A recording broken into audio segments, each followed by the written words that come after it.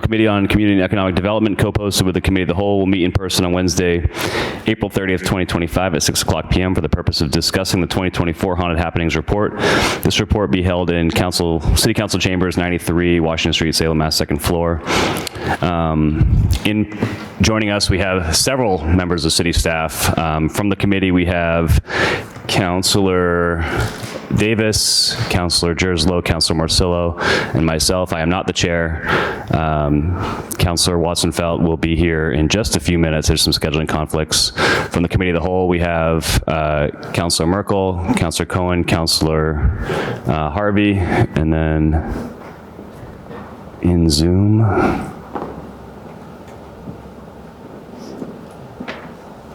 yeah. And that's it.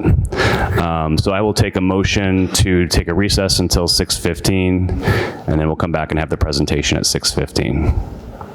Councilor Morcillo. I will move to adjourn for 15 minutes. Councilor Morcillo moves to move to recess for 15 minutes, seconded by Councilor Jerslow. Yes, second that. Seconded by Councilor Jerslow. All those in favor? Any opposed? Matter carries.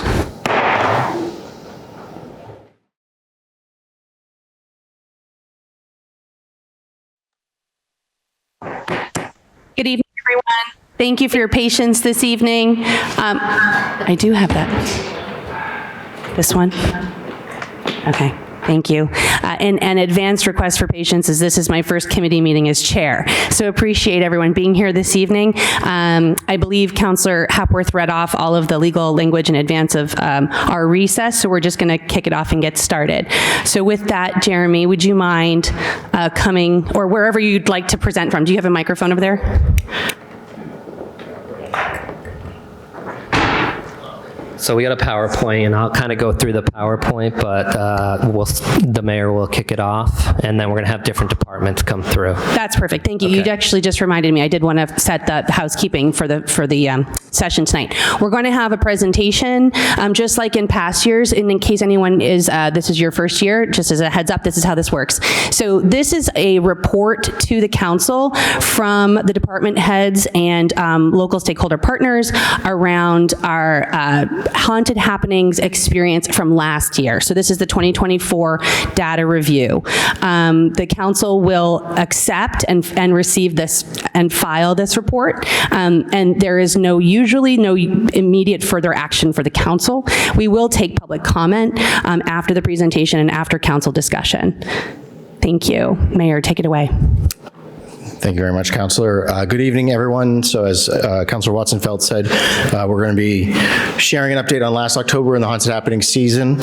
This information is largely similar to what was filed with the council in February. And that report, and while we're a number of months away from October 2024 at this point, this is, there's a spider on your microphone. I want to emphasize that this is also not the first time that we've done any kind of after-action review or debrief from October. We do have an internal working group that meets on a monthly basis to talk about October, starting the first week of November, actually. And we have external partners that we meet with as well on a monthly basis. So this is a continuation of work that's already gone in since last October as we think about getting ready for next October. Before I get into the presentation, I just want to mention a few points. The first is that Haunted Happenings in October in Salem is from the city's perspective, that's capital C city, meaning the city government's perspective, a public safety operation first and foremost above everything else. So the majority of our resources as a city and our time are directed towards making sure that everyone can be kept as safe as possible during the busy season. Our public safety plan for October evolves every year. It changes constantly, and following the attacks in New Orleans and the tragedy in Vancouver, this year is certainly no different. So I think you'll see in the coming October more emphasis around safety and response to concerns related to that. The second goal is related to our financial aspects of October, and that's where I'm going to kind of start the slide presentation in a moment. We want to make sure that we are appropriately balancing the costs with the revenues that come in directly to the city to avoid having to put costs onto the property taxpayers to pay for things like our portable restrooms, the police and DPW overtime, and all those other costs. we believe basically that the costs for managing the visitor economy in Salem should be borne by the visitors. And lastly, I want to just emphasize that the visitor economy does play a very important role in our economy overall here in Salem. It employs over 1,200 of our neighbors. Those individuals have over $37 million in local pay that gets reinvested and spent in our community. It provides indirect revenues to the city that help fund our local services that we rely on here. It's why we enjoy a roughly 97-98% downtown storefront occupancy rate. It keeps in business the shops and restaurants that we all get to enjoy year-round as residents here. And it gives us a vibrant, active, walkable downtown that a lot of other cities, I think, would love to have. Most importantly, it lets us share our stories and our history with millions of visitors from around the world every year. Really, it is what makes Salem very uniquely Salem. Doesn't mean that there aren't impacts, but it's something that I think does play an important role in our local economy. So I'm grateful to the city staff that are all here, the community partners. They've all had a role in getting us through the successful October season last year. It doesn't happen without a team effort, and there's too many of them here to recognize, and several of them will be speaking to you this evening, but they're all available to answer your questions as well. And with that, I will move into the first presentation. So the financial update, it's very small on that screen up there, but hopefully you can follow along in your packets. This is typically provided by our finance director. She is not able to be with us this evening, so I volunteered to take this portion of the presentation on, and I will do my best to answer questions related to the finances, but as always, you can feel free to reach out to I can just grab this one, thanks. To reach out to Anna if you do have questions about anything that's in this presentation that I'm not able to speak to this evening. So this first slide is showing, this is the same exact information that was presented in that February report that was filed with the council, the direct expenses and revenues for the city government related to October operations, comparing this October from 2024 to the previous October of 2023. The direct costs for October activities this year came to just over $643,000 in costs, which was about 2.5% less than the costs incurred last October. And one of the leading drivers for that reduction was that we rebid the portable toilets contract. It didn't reduce the quantity of those facilities or the time frame in which they were deployed, but by rebidding that contract, we did get a more competitive price, and so that price did come down this year. On the revenue side, direct income from October 2024 was just over $716,000, which is a 3.7% reduction over the revenues collected from the previous year.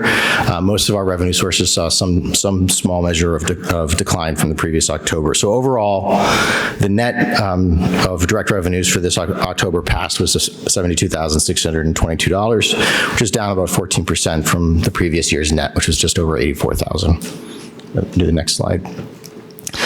So this chart, you may recognize it from previous October updates, shows the trajectory of direct costs and revenues for each October from fiscal year 08. And you can see that generally, with the exception of the pandemic years, revenues and costs largely tracked, particularly in these last few years. You can see we've done a pretty consistent job of keeping our revenues slightly above where our expenses are coming in.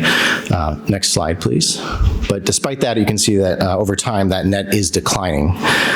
So as that margin shrinks, as these costs, especially costs related to our biggest cost drivers for October, which are public works and public safety overtime expenses, are growing at a faster pace than revenues, even though revenues are growing.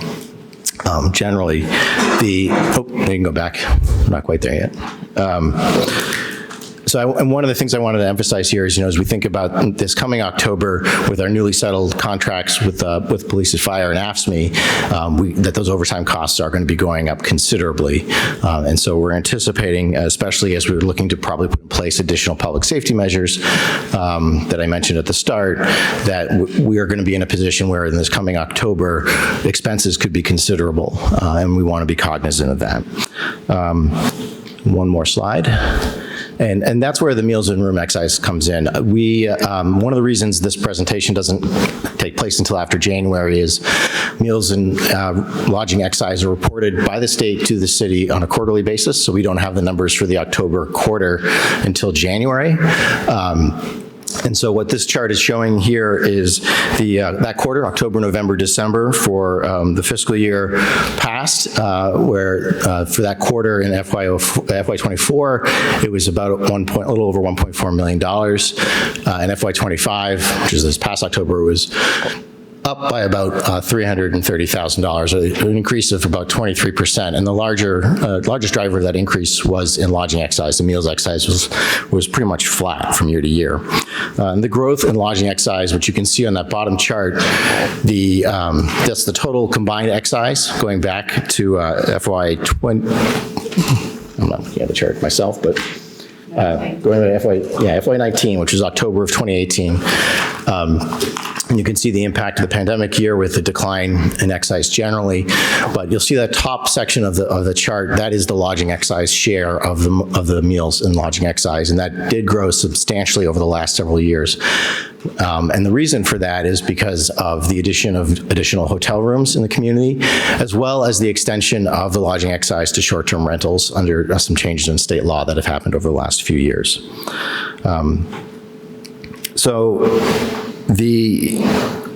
We are being mindful of the fact that, as I mentioned, we're anticipating additional costs related to some of the public safety and public works personnel expenses and non-personnel expenses for October next year.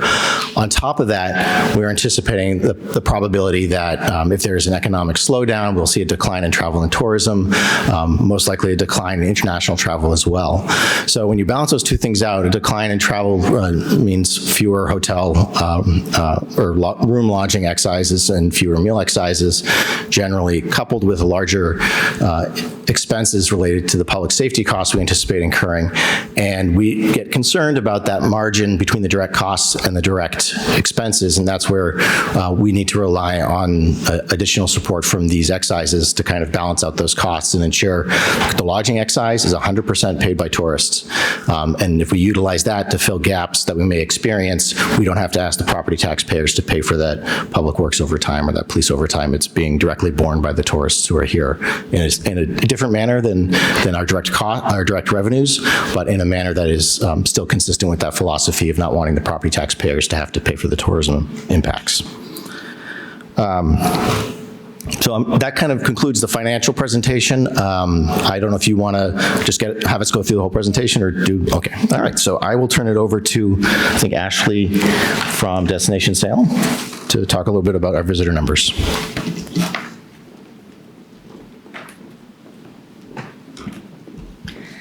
You can go to the next slide. Hi, everybody. If I haven't met you yet, my name is Ashley Judge. I'm the new Executive Director of Destination Salem. Destination Salem, sorry, not close enough. Oh, wow, that works. Destination Salem promotes Salem as a year-round destination, highlighting the city's vibrant history, culture, and community in every season. While our marketing spans the full calendar, our approach shifts in October during Haunted Happenings, when we focus on influencing visitor behavior to help ensure a safe, fun, and memorable experience. Onto visitation, Salem had record-breaking visitor numbers in 2024. Visitors represent the number of unique individuals coming to a location, while visits count how many times those individuals return. One visitor can make multiple visits during any given time frame. So you can see over the course of 2024, the city saw a total of 1,040,600 visitors, marking an 8.6% rise from the previous year. We also set a new visitation record on Halloween, welcoming over 87,000 visitors on October 31st, an increase of nearly 37% compared to the visitors the same year last year. That's visitation. Destination Salem's October marketing strategy for 2024, including maintaining both salem.org and hauntedhappenings.org. Combining these websites reached over 1.8 million page views in October. Haunted Happenings saw a 7% traffic increase year over year, welcoming 275,000 users in October alone. We kept these websites updated with essential details on Salem businesses, bathrooms, parking, travel tips, and Halloween night logistics. Plus, we marketed more than 100 events around town. The Salem app had 36,000 users and generated nearly 200,000 sessions as well. On the social media side, we created 200 plus original posts, which allowed us to reach 320,000 Instagram accounts, 1.3 million Facebook users, with key messaging focused on public transportation and keeping Salem magical. We also tapped into our email list, which is 100,000 plus opt-in subscribers, which allowed us to highlight events, travel tips, more information about public transportation and keeping Salem magical, and focusing on Salem businesses. Press releases were distributed throughout October to provide festival and special event support. And as such, we did have a lot of great media coverage, National Geographic, Times of London, Boston Globe. I'm going on too long, but it's a long list. We also gave out lots of guides. We gave out 150,000 guides here in Salem and across our distribution network, including direct mail, AAA offices, visitor centers, Logan Airport, Faneuil Hall, and over at our visitor center on Derby Street, we had just over 16,000 guests stop by in October seeking personal recommendations. So altogether, our October efforts supported record-breaking visitation by keeping people informed, inspired, and connected, whether they were planning a trip, wandering the streets, or sharing the magic of Salem from afar. Thank you.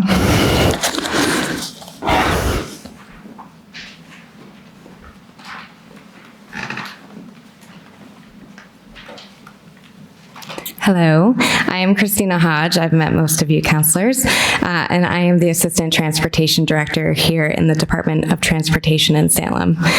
So tonight I'm going to go through some of the transportation aspects of haunted happenings. So as you're likely aware, our department handles the year-round resident permits as well as the October-only permits. So this year we issued 2,829 October resident permits and 745 visitor permits. The map on this slide shows streets which are year-round resident permits, which is shown in purple, and streets that are designated for resident only within the month of October, which are shown in green. In total, there were fewer year-round and October-only permits processed in 2024 compared to 2023, but the most notable impact was the reduced number of walk-ins to both the annex and the parking office located at 1 New Liberty Street. In 2023, we saw 1,278 walk-ins, and in 2024, there were 618 walk-ins. So just to note, this does not include anyone who called by phone to ask questions. We did receive a number of questions over the phone because we switched to a new online-based system with license plate technology. So this year, there were a lot of questions about whether or not folks received their hang tags yet, if they were lost in the mail, when they would be receiving them. And we worked together with the parking office to tackle all of those voicemails and calls that came in. We also rely on DPS to help us hang temporary signage for the October-only streets. This year, DPS placed approximately 1,300 signs on 86 streets, and the estimated staff time for this effort is about 120 hours. Next slide, please. So there was a decrease in the total resident parking tickets in 2024 with a total of 1,666 compared to 2,225 the prior year. This includes both October and year-round resident streets. The total number of tickets issued that were non-resident parking specific increased slightly from 3,218 in 2023 to 3,318 in 2024. And the last table on this slide shows the breakdown of tickets that were issued to vehicles with Massachusetts license plates and the ones that were issued to out-of-state license plates. This table shows the number of vehicles that were towed in 2024 compared to the previous years. Just wanted to note for this year, there were 5 instances of residents being towed because the license plate information was entered incorrectly, and this was either done by a user error on the resident side or enforcement issue, but both or all 5 of these issues were resolved. So this slide is a lot to take in. I'll just say that first and foremost. So the table on the left ranks the highest year-round parking violations by street. The violations are then broken down into tickets and tows. And then the map on the right side of the page shows both the year-round and October-only streets, both in purple and green, as the previous slide showed. And then the density of the citations overlaid in the approximate areas. So for this slide, we're focusing on the purple streets for the year-round resident permit parking. The marks on the map are again approximate. We can only rely on the information that is input to the tickets by enforcement to determine the exact street locations. So then this slide switches to the green October-only streets. And as you can see, there's a little bit of ambiguity when it comes to the exact locations for these violations. For example, you'll see Washington Square is the top listed street. It does not designate whether it is north, south, east, west. So it's safe to say it's around the common, but where specifically on Washington Square it is a little up in the air.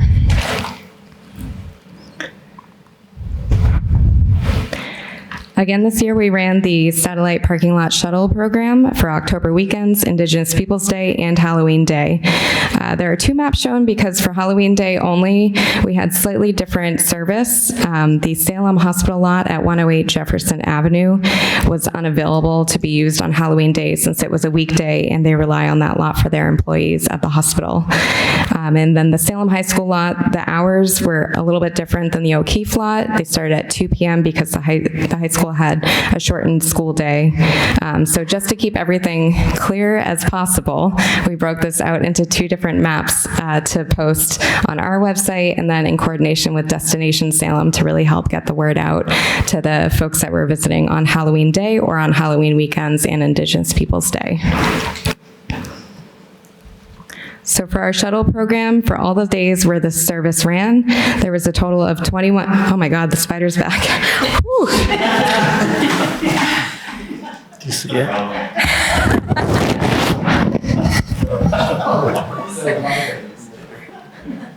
I had forgotten he was in here. Back to the presentation. On all of the days where the shuttle service ran, there was a total of 21,425 shuttle users, and we asked the service providers to use counters as folks board the shuttle, so that is how that is documented. And the weekend ridership was fairly consistent throughout the month, as you can see with the breakdown of the different weekends below, with Indigenous Peoples Day being a little bit higher with the added day there, and then Halloween Day being a little on the low side just based on the shorter service hours we provided on that day. During October, the MBTA offered additional weekend service to and from Salem. On Halloween Day, there were trains approximately every 30 minutes. The MBTA data showed that October weekends had a total of 173,804 passengers boarding to or from Salem. This was an increase of approximately 58% over 2023, which saw approximately 110,000 passengers. And in general, October ridership was up about 25% for the month compared to 2023. The ferry also saw an increase in ridership with approximately 84,000 passengers utilizing their service. The ferry's operations are heavily dependent on weather, so this has the biggest impact on their season-to-season ridership. The larger vessels, which hold more passengers, may be used in October, but again, this depends on the changing weather patterns. And I will pass it off to Chief Miller.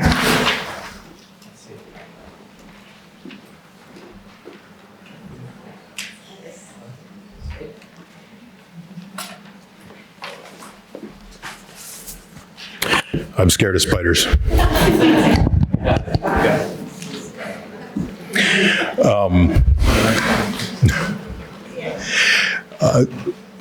Good evening. I'm going to go over a little bit about what we spent in the police department specific to public safety around Halloween, some of the statistics related to that, personnel, some more enforcement activity, and then I'll touch a little bit on future plans.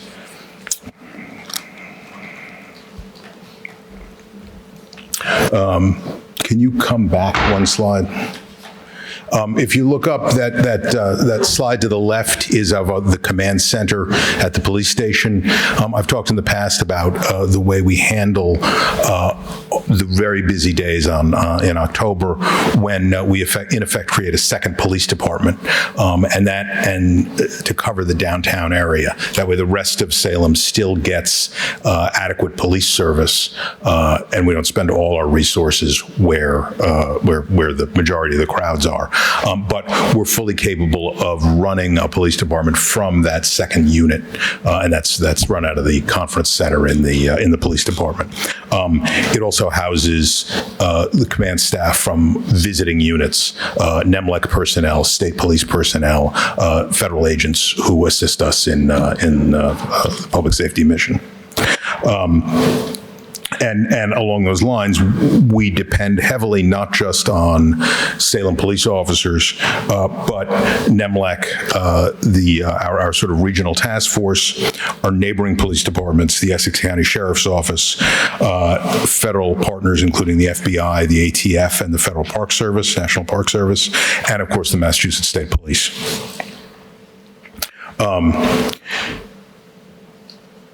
Total calls for service in October were pretty flat. They were down 67 calls, or about 1.5%. Total calls for 2024 over 2023 were also flat.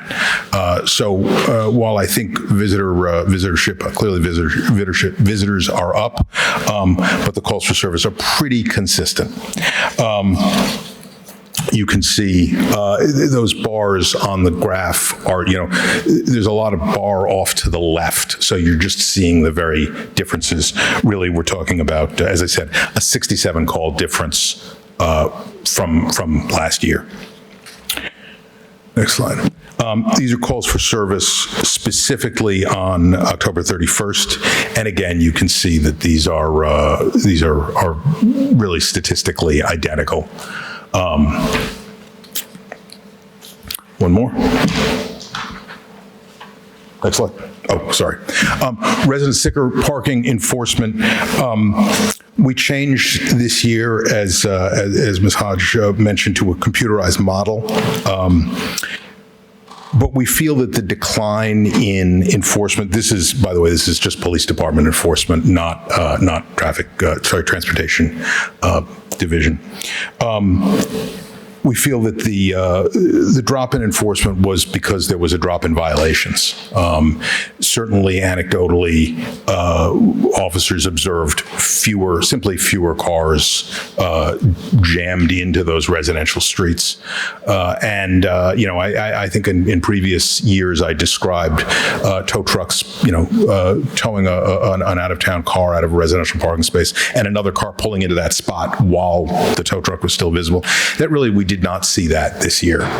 So I think those statistics about increased public transportation, shuttle service, and less traffic really are bearing fruit in that regard. Those parking tickets are largely issued by the state police. They assist us on those very busy nights in Salem. And I'll get into a little bit more, but one of the nice things about utilizing the state police for this is they don't charge us, so they are a free service.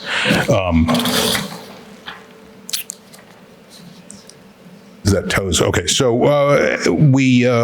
tows are a little bit more limited to what the tow trucks can accomplish in the traffic, right? It's not so much the number of violations as just how time-consuming it is to tow a car, and that there's a finite number of tow trucks and a infinite amount of traffic. Again, the towing declined by about 19% from 2023 to 2024. And again, I think that reflects a decline in violations. So I mentioned the number of personnel that we bring in to assist Salem police officers. This shows the total number of officers on duty on any one of those critical evenings. That is the weekend nights leading up to the 31st, and then the weekend after the 31st.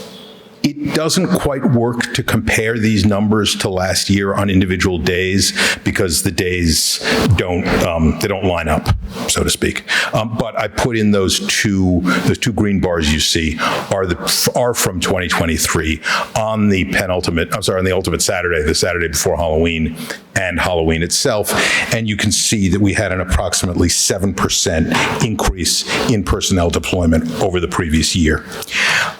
The exact cost of those out-of-town police officers is difficult to calculate because a lot of the police departments, particularly ones associated with NEMLEC, don't actually charge us. They view the mutual aid that they're rendering to Salem as a cost of their own operations, and this is. We don't reciprocate in that there aren't any other events like Halloween, but we do reciprocate where mutual aid is called. For instance, if our dive team goes to Beverly to attempt a rescue, we don't bill the Beverly Police Department for that. But some departments do, and it tends to go based on the number of personnel that they have. Obviously, a much smaller police department can't afford to send his police officers for free. But as I mentioned, state police, a huge asset and one that we intend to but use to greater advantage in coming years. It's not, I'll be honest, I'm a little uncomfortable with troopers patrolling Salem. That's our job.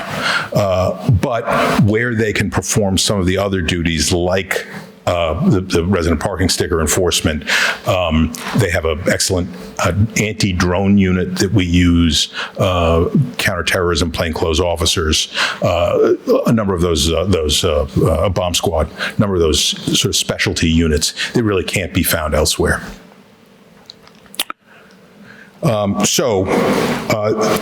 Having mentioned that, here are our actual labor costs over the last 4 years. If you and this represents we paid 40% less for those outside officers, even though we employed more of them, and that again falls to that explanation I just gave you. Salem Police overtime was up about 7%. Now, part of that is due to increased labor costs, but we did in fact have more police officers working.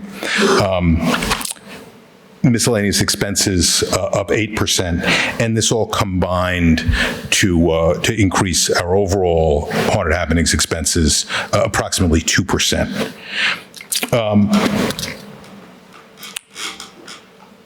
As the mayor mentioned, based on the events in New Orleans, Vancouver, Germany, and others, I anticipate some of these costs going up next year.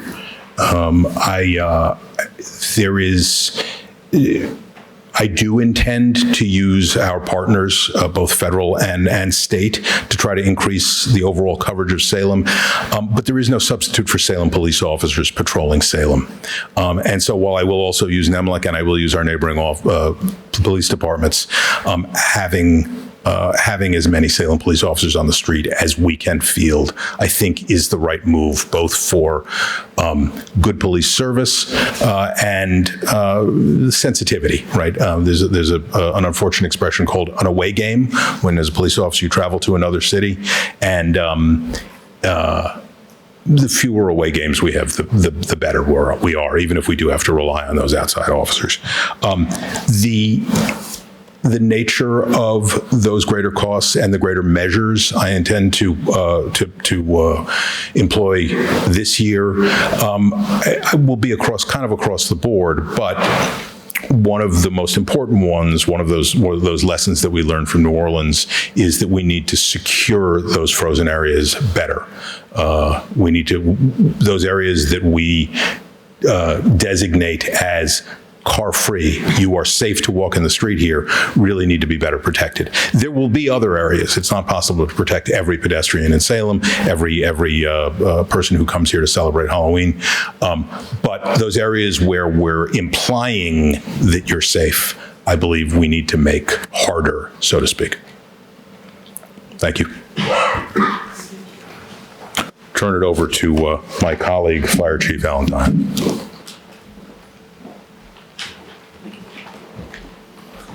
Thank you. Good evening, everyone. I appreciate the opportunity to just describe a few things that we do here. Is there another spider? I'm not afraid of spiders. Snakes, that's another thing. So the Salem Fire Department, we're less forward-facing in our mission than the police. They need a robust show of force. I would describe it better if I knew how, but that's kind of what their mission I see is. Ours is basically twofold as it comes to emergency services. We're overseeing the ambulance company in Salem. We oversee the EMS Atlantic providers, and we also actively participate in providing EMS here in Salem. And that mission is not anything we don't take seriously, and we do not consider less important during the haunted happenings. Our troops are out on those carts that you've seen. We put 2 of them out beginning Thursday nights every weekend in October, and even so in September if we start to see larger crowds on the Saturdays and Sundays, in particular when we have the food truck festivals and other stuff like that. The mission of the medical carts is twofold. One of them is equipped to respond rapidly to a fire. It has 75 gallons on the back of the little UTV we use, and our second cart will be equipping that in the same manner this year. I feel like that is just vital if you have a small fire. With the crowds and the modern notification systems, the chances of a fire getting a good jump on us are low, but getting to the fire could be delayed and due to these crowds. So these little carts, you can do a lot of good with 75 gallons and 2 well-trained firefighters when they can get through the crowds on these carts. So that's the change I'm doing this year. Both carts will still be able to transport patients, but generally we don't do that with the carts. We just get to the scene and begin care. As I was speaking to some of the councilors, we have the best equipment available. We have the Lucas CPR, we have AEDs, and we have all the medical experience needed to provide the care that an ambulance would provide, but we're doing it and we're getting there much faster. And that's, I see as our primary mission, taking care of the crowds. Firefighting is still not second to none. We're still capable of responding to every inch of this city. Although the city may be locked down hard in certain areas, our department knows the access points to get fire trucks through. And if we need to get the people in the crowds to move, we have the noisemakers that will hopefully do that. It's just ideal, though, that we have a plan in place. This is the same plan that we've been using for almost 5, this will be our 5th year, I should say it that way. It hasn't changed much, but we have increased the size of it. We've expanded it to include more hours covered by the medical carts, additional personnel on duty. Last year, we saw a 21% increase on personnel hired during the month of October. I just increased the amount of medical cart time that they were out there working. I just saw that it was needed. Sometimes on Thursday afternoon, the city was gridlocked and we needed to put them out there. So those were the decisions we made. In addition, I make sure that our second ladder is in service for the entire month. And also our downtown companies, there would be an extra firefighter so that when we do have events, if trucks are delayed, the trucks that do get there have the additional manpower. And that's kind of a formula that I've been using, and it seems to be a good one. The year before last, I expanded to mutual aid, as Chief Miller mentioned. We rely heavily on mutual aid now, and what that is used for here is if we were to get something, I'm going to use the Bridge Street neighborhood for an example, it might be difficult for some of our engines to cross Salem to get to the Bridge Street neighborhood. So I've instituted a plan with my abutters, all our abutters, PBD, Marblehead, Swampscott, Danvers, any of those neighborhoods you can describe, Beverly, that if in the instance of a phone alarm, they will send 2 pumps and a ladder to that alarm along with our response. So even if we have trouble crossing the city, Beverly will already be in Bridge Street with 2 pumps and a ladder. So we have a pre-plan for the instance that might come upon us in the regular neighborhoods, and we have a plan for the downtown with more manning on the trucks and the quick response vehicles. So that's, as I see, our primary role with the medical and enhanced fire protection. Lastly, as Chief Miller mentioned, also the emergency management, it comes under the fire department, and we work hand in hand with the police department and the DPW in locating equipment to go ahead and block these streets. We have some stuff at the NEMLAC that's available to us. We have other equipment that's available that we've purchased, and there's a lot of discussion that we will be increasing the purchase of more barricades and stuff. So when we do lock down the city, it will be impenetrable to our best ability. And that is a role that we fill through the Emergency Management Division. So we did see an increase in calls for the medical carts. The medical carts saw almost a 41% increase in the amount of calls they were sent to, 156 this year. And the idea of those is every time a medical cart responds to something, we don't have to roll an engine. And that engine does not have to battle through the streets of Salem, as you know, and then find its way back to station. The carts handle the call entirely. So they're worth every penny, and that's where we put the bang and the money for the biggest bang for the buck. And I think we're well suited to do it again this year, almost in the same fashion. It may be expanded a little bit more depending on the crowds. There were more people last year, in particular on Halloween. So, and that's all I have. Who's after me?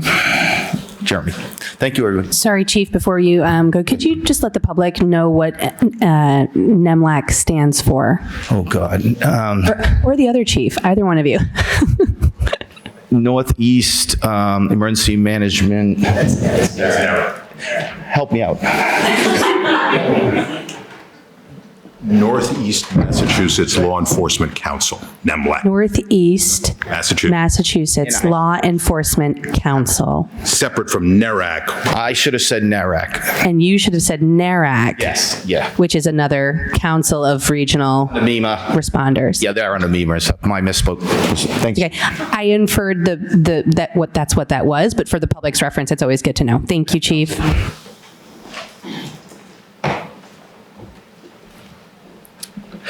Hello. For those who don't know me, I'm Jeremy Fisk. I'm the Special Events Manager for the City of Salem. I survived my first haunted happenings, still here. I'm going to talk a little bit about the resident survey that we do every year and some of the key points.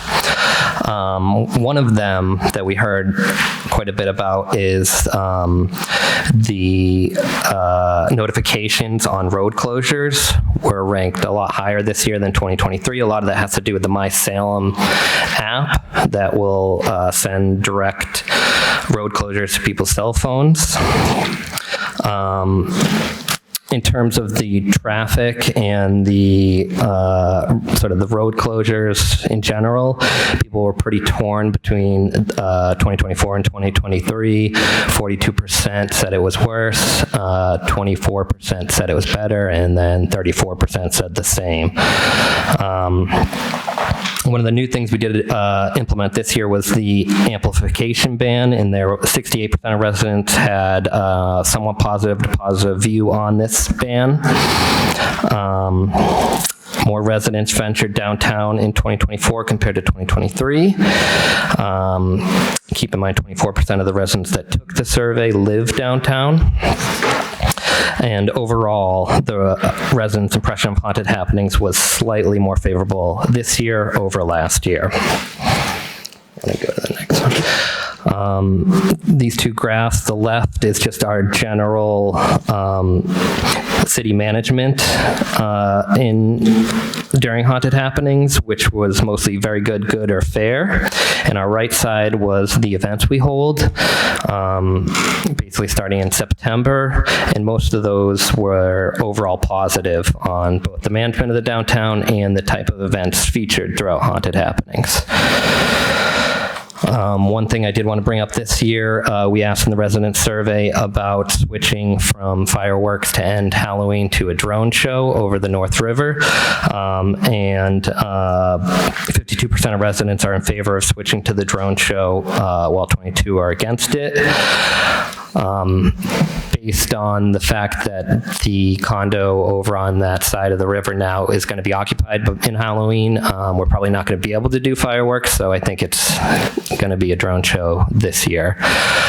So those are some of the key things from the resident survey, and then Ashley can go over just a quick couple things for the business survey. Sorry, Jeremy, quickly, did you say how many responses to the resident survey you received? Yeah, I did not say, but I can tell you if I can get. It was 700 and I want to say 724 or something like that, which was about 200 down from last year. Thank you.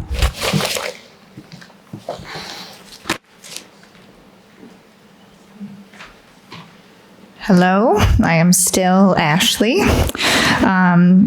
To better understand the impact of haunted happenings on local businesses, we distributed a feedback survey with the help of the Salem Chamber, Salem Main Streets, and Creative Collective. They helped us spread the word.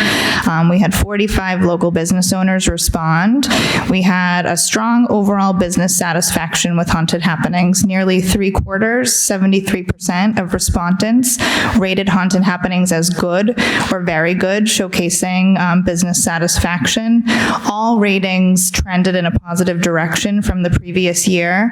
Very good ratings rose 21.1% over 2023. Fair ratings saw a decrease of about 20%, and very poor ratings dropped off the survey entirely. We didn't drop them off. They did not elect that option, with 0 businesses reporting their experience as very poor. So overall, the 2024 survey results showed an upward trend in business satisfaction.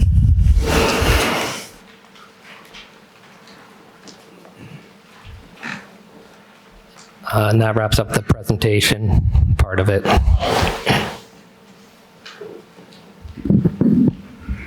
Thank you. First, just a heartfelt thank you to all of you for being here tonight and for presenting pulling together the data, taking the time to be here and answer the questions that I'm sure the council's going to have. We really appreciate it every year. This is a really important conversation. It's a really important opportunity for the council to understand the impact to both our residents as we understand it from their perspective, but also the city, all of the department heads. So thank you for taking the time. With that, I'm going to start by opening it up to the members of the CED for questions. Councilor Marcello. Ashley, let's start with you. I'm looking at the business survey, and I'm wondering if you, this year or next year, did you drill down on any of the answers? So specifically, if a business owner said that they weren't happy with the cleanup, like a very poor job with the cleanup, which, by the way, cleanup was amazing, as usual. Again, this year, it really was great. So it feels to me like in a lot of these different categories, there's something specific that they have in mind. And so did we drill down and find out what the specific concern was? Thank you for asking. I am glad it corresponds with the additional materials I brought.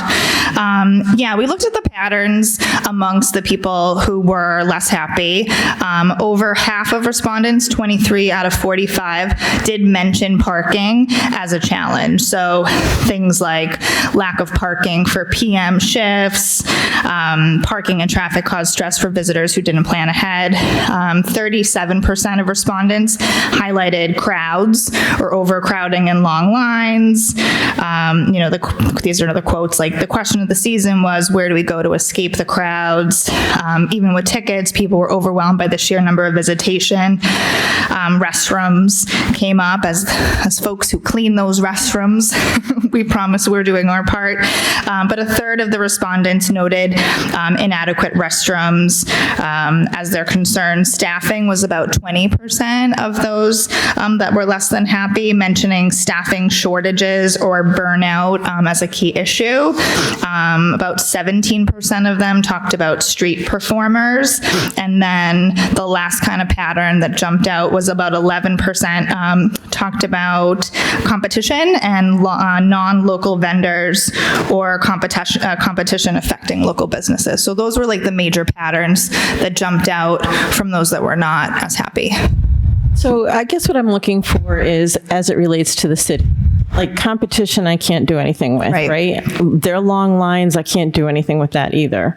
But I can look at this and say, you rated the cleanup effort very poorly, right? Like there was some amount of people that did that. So what specifically, was there a section, was there a street, was there a corner, was it in front of their business? Like what, can we drill down next time to find out what the specific concern was there?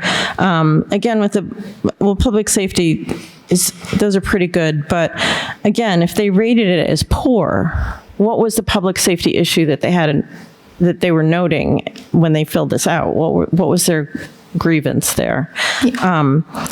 So I guess as it relates to what we can fix as a city, as opposed to what the business market is like out there, I guess that's what I would look for next year. Sure. Specifically. Yeah, absolutely.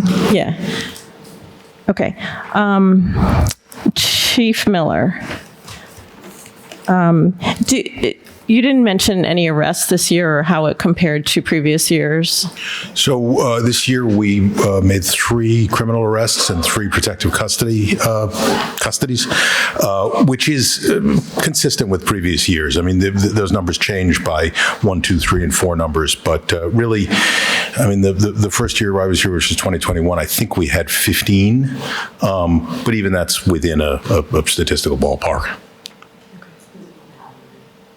Was this on Halloween or was this spread? I'm sorry, that's the night of Halloween. The night of Halloween. Okay. Do you keep any sort of numbers for the big nights, like weekends, I guess, in October? You know, I don't remember any arrests on those in the downtown area on those big weekend nights. Am I? Yeah, I think I'm going to say no. We didn't have any. It was very peaceful. Okay, great. And then Chief Dion, the medical calls, do you have any sort of breakdown about what the calls were about? Like what is happening out there with the are there increased calls, or is it just that it's increased for that one, I think the increase in the calls could be because the crowds have increased, in particular on the Saturdays. Most of our busiest days are those particular Saturdays, and then Halloween and the weekend, the 4 days leading up to Halloween. The nature of the calls, I'll be honest with you, it's mostly trips and falls. And we have had some critical calls, and there's been some CPR done and those types of calls too. There's been some accidents, but mostly just trips and falls. A couple exhaustion calls. A few of the days were hot, and so we got a lot of calls on those warm days. But nothing, there's no trend. There's nothing really critical, and thankfully, but some people just take an ill turn when they're here, and we're here to provide the care they need. And then some of them are just clumsy like me. So, yeah. Yeah, I mean, that's what I was curious about, whether they were trip and falls. Absolutely, trips and falls. Yeah. We had 2 different days that the dehydration was an issue. And some of them were for employees of restaurants and stuff. They're just killing it, working incredibly hard.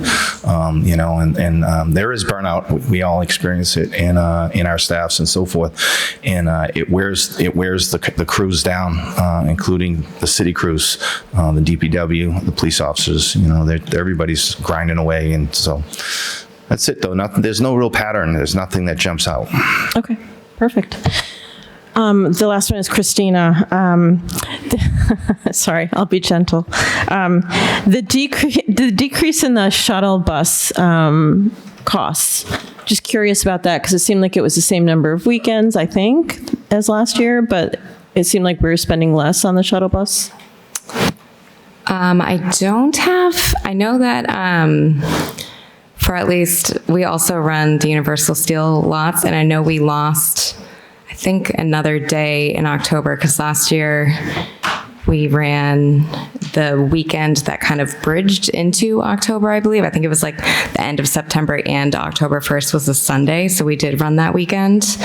But I would have to double check that for the actual number of days. And did you have any numbers on the number of people that used the shuttle service this year as opposed to previous years?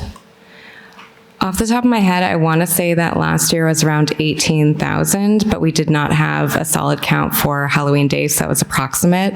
Okay. But in the grand scheme, it's relatively stable. It's also weather dependent, and a lot of folks, if it's raining, if we get great weather, people are more likely to want to park further away and take the shuttle. But if it's raining, Yeah, sure. Okay. Mayor, do you have any information on that, the shuttle decrease? I can certainly look it up and get back to you. That's fine. I'm just curious if anyone knows. It was like $10,000. I don't offhand. It might be related to the number of days that the shuttle was running. The ridership was up. I think it was the numbers compared to last year were in the letter that were filed in February, so I would refer you to that. But we can get back to you on as far as we're not decreasing the number of shuttles that are on the road necessarily. No, not at all. When they're running. Okay. Yeah, and I just to add to that, there are also a fair number of people who use the free parking in the satellite lots but don't ride the shuttle. So those are cars that are going to those lots and then walking, especially from the hospital lot, which is a walkable distance to downtown. Okay. Thank you. Councillor Hapworth. Thank you, Chair. Well, it wouldn't be a Haunted Happenings meeting if we didn't talk about the Common for a little bit here. I think maybe Jeremy or maybe the mayor, there are seemingly two different uses on the Common during October for Haunted Happenings. One of them is run by a local group, features a lot of local artists, I think is generally well-liked by members of the community, and has very little impact on the Common. So that's the marketplace that happens through the center of the Common. That, you walk out there today, you don't see any impacts from that on those spaces. The grass looks great. My kids play soccer out there. I think that is generally considered a good use and a good way to move crowds around and feature some of the best of Salem and some great marketplaces. The other is run by an out-of-town company on the western edge of the Common, which is now a Dust Bowl. We talk about this each year, but why can't we move those food trucks off the Common? It makes a section of the Common unusable, muddy. It's, ice gathers there in the wintertime. It's just, it's for residents who live there year round, it's essentially an unusable portion of the Common, and it's damaging the trees. About 50% of downtown Salem is surface parking. And I just have a hard time buying the argument that we can't move some of those food trucks to other spaces.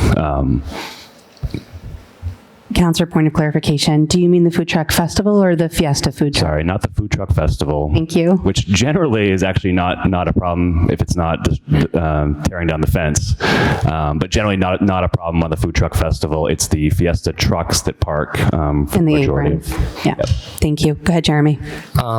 So since I started last year, one of the things that I really wanted to do was get Creative Collective together to try to utilize the space on the Common a little better. And that's one of the reasons you saw that the rides moved this year, which I think was, worked well for the space. And we have been meeting about trying to figure out a better way to do those food trucks on the common.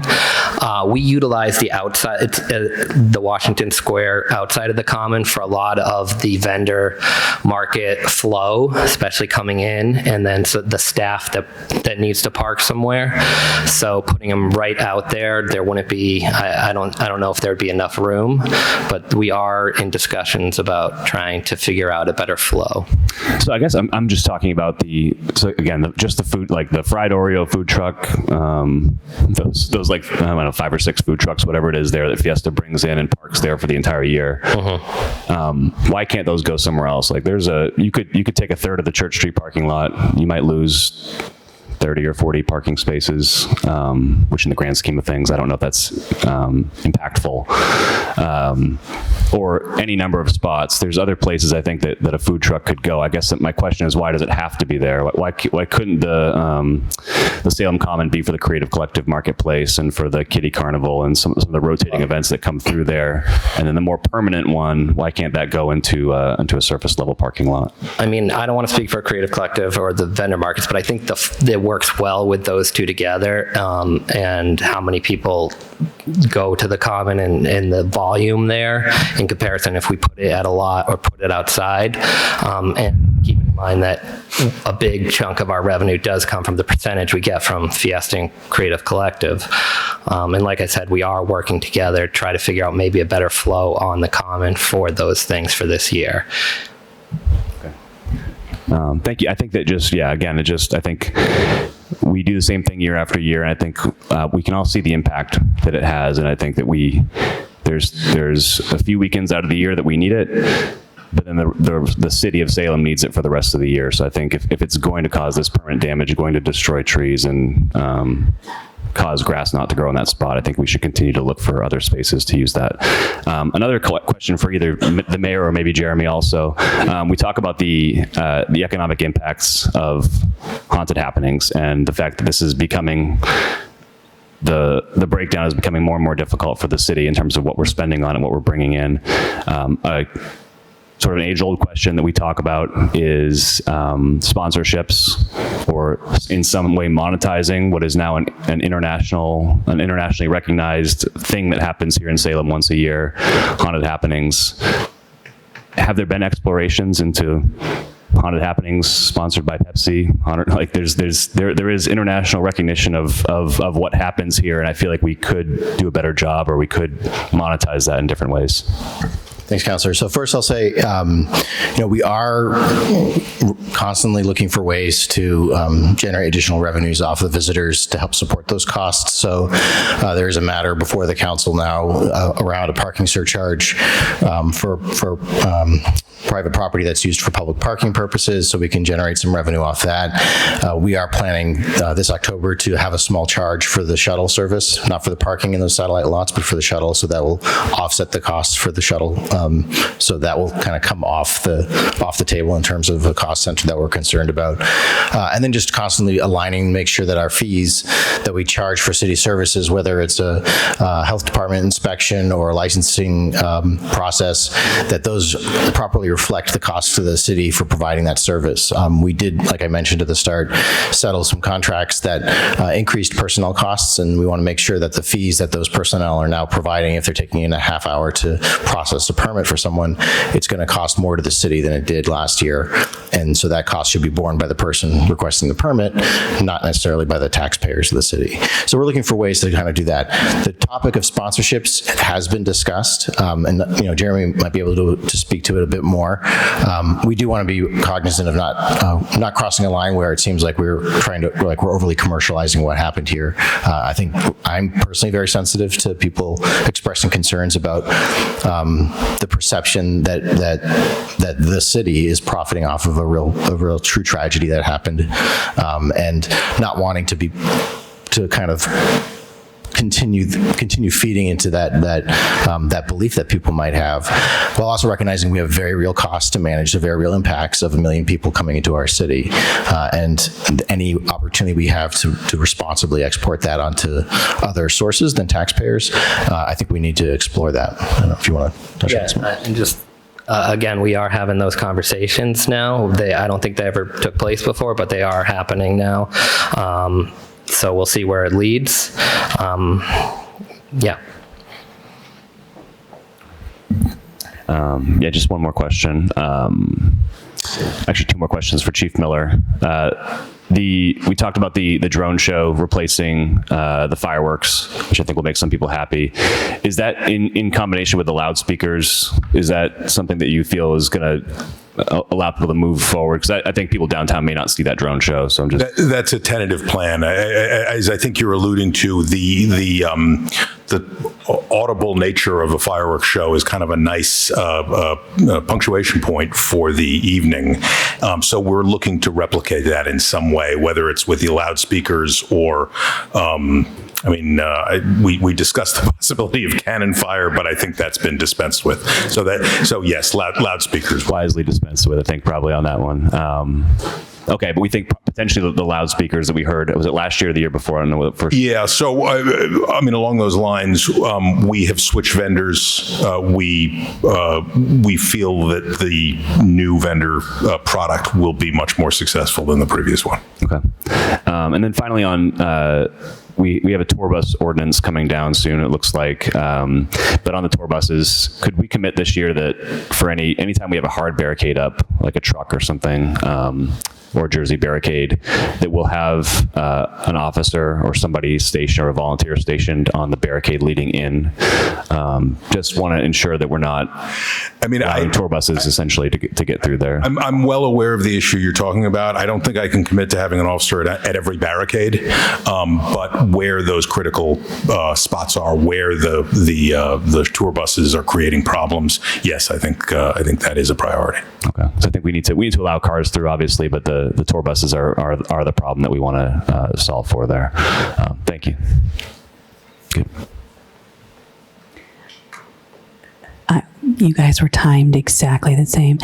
Councillor Jerslow, we'll start with you.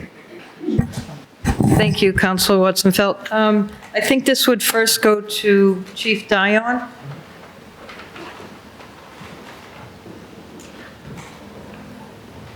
I did send a few emails out. I did see that, yeah. Yeah. We had a lot of issues last year at Charter and Central Street, and also the ones down at Derby Street. I know you were helping me with The ones on Derby Street, Derby Wharf, we relocated those over more towards the vessel and the tourist section where they were cutting through. And I found that there was no issue after we did that. At Central Street and Charter Street, the thinking behind the light towers is we try to put them in areas where when there's many people, large crowds that are going to be spilling into the streets, and their streets are still open most of those times, we need lights there. It draws attention to that specific spot, and it says to the drivers, oh, hey, yeah, okay. And you can see the crowds, all right? When the city streets are not well lit, then the people are spilling over into the streets. At Charter and Central, I looked at possibly relocating it to the front street lot and aiming it would still light that intersection, and it would probably be 150 feet away from where it was last year. And I think that should satisfy their needs. We made a great effort this year to make sure the lights were aiming down in a 25 to 40 degree angle in different locations. They still serve the purpose of lighting those choke spots, yet they didn't bother the residents. And also we went out of our way to make sure once the crowds dispersed, we shut them down. We paid an active attention and shut them down as early as we could. It's not the lights, it's the generator noise. Yeah, I understand that. That's why I think the one at Central and Charter, if we relocate it over to the front street lot, it'll still light that intersection. And I think we could achieve the effort without bothering the neighbors, as some of them said that we did last year. And also, can they go to solar lights, some type of solar lighting? I even talked to Mary Butler from the PEM, the security, and because people were complaining at 27 Charter Street, you had one up there lighting the path that they cross over to the PEM, New Liberty Street. Yeah. And the people at 27 Charter Street. Late at night when it's a little quieter, hearing the generator. Yeah. I got a lot of calls from the residents. We did acknowledge that, and I think you and I talked about it. And those two particular lights, we made sure that we were shutting down earlier. And on some of the nights, we didn't turn them on. And you'll notice the ones up in Washington Street, Essex Street Mall, the Common, Hawthorne Boulevard, those are always on. Some of the other ones are less needed when the crowds aren't spilling into the streets and the mass groups that we've seen during the weekends and the weekend nights. So yeah, we're cognizant of that, and we will adjust our schedule to try to get those particular ones shut down earlier. Any way we can go to solar light? I'm not sure what the products available, costs, and so forth. The towers we have, we own them, and they're all LED, and they work really well. And it's certainly meets the need. I absolutely like those intersections lit up. I mean, pedestrians are still getting hit, every year, and that's why we're working on fences on the sidewalks, with barricades to keep people from walking in the streets where it's not safe to do so. In the area, Witch House comes to mind, and many other areas. And we've expanded sidewalks on some of the sections of Essex Street, and we're continuing to look at all those areas. And the light towers are still part of that effort. The primary goal here is public safety, and I know that some people are a little aggravated with it, but when we're able to, we will relocate, and which we proved that we did. We were willing to do that. Right now, I don't see us hanging more lights, city lights. I don't know what the budget for that would be, but this is the fix that we came up with about 8 to 10 years ago, and we've expanded it, and that's what we're using. Thank you very much. You're welcome, Council. Yep. My next question would be to, I believe, Chief Miller.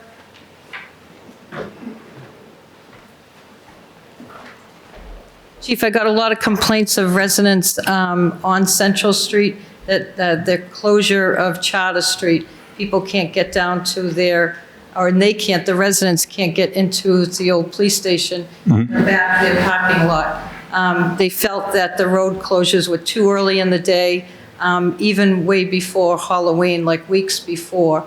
Any thoughts on? So there's a play between putting out a schedule, right, and sticking to the schedule, which a lot of people asked us for, and I think we tried to err on that side this year, or doing it dynamically the moment we decide that the danger to pedestrians is significant enough and we block off the street.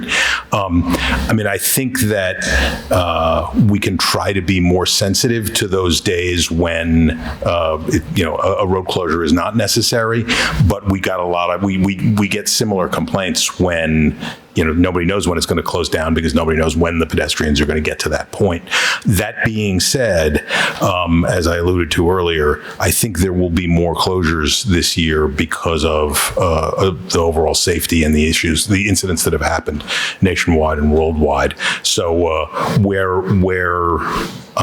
the option is to err on the side of closing a street down for the purposes of public safety, I'm going to be a little bit more prone to close those streets. That being said, when it's not a hard closure, when it's not an immovable barrier, we remain ready to assist residents getting their cars to their home. Obviously, it takes a while, and there isn't necessarily a police officer standing there, so it may be that they have to call and we dispatch an officer. But the idea is to accommodate the residents as much as possible. Thank you. Appreciate it. Thank you. My next question would be to Christina Hodge.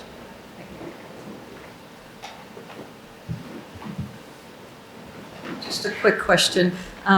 Residents on Forrester Street, they were complaining they have the resident parking during October, but during the day, like on weekends especially, Saturdays and Sundays when they have big events on the Common that are happening earlier in the day, that the time on the resident parking, they're asking for to be even earlier. Some of them are, it's a different time during the day. So that's what could that be adjusted, the time? I would have to look into that. I do know that Forrester Street came forward to the Transportation Commission with a year-round parking request, and the comments we got were a little bit split. So it has been just sitting in limbo as a requested street for some, but not for others. I know there was some pushback, and there was even comments about Airbnbs, which I would rather not dive into that for my department. But I can certainly look into the timing.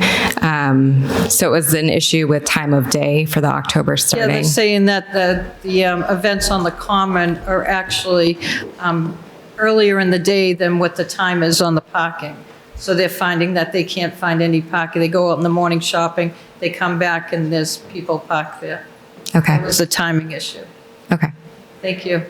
And while I have the floor, I did look into the days that the shuttle ran in 2023 for you, Councilor Morcillo. So there were 12 days that the shuttle ran in 2023. We did have that kind of bookend weekend with the 30th and the October 1st.